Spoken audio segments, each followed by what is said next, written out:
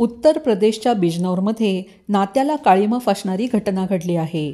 सावत्र आईने आणि बापाने पोटच्या मुलींना विष पाजून मारल्याची घटना घडली आहे. या घटनेने एकच खळबळ उडाली आहे.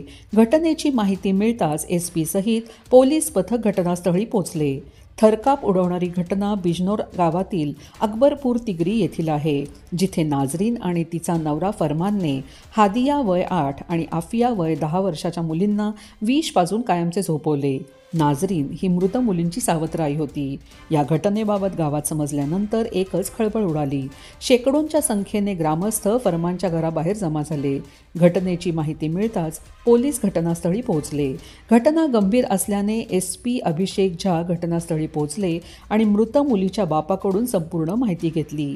बोलले जात आहे की नाझरीन ही त्या दोन्ही मुलींची सावत्र आई होती, तर फरमान हा त्यांचा खरा बाप होता.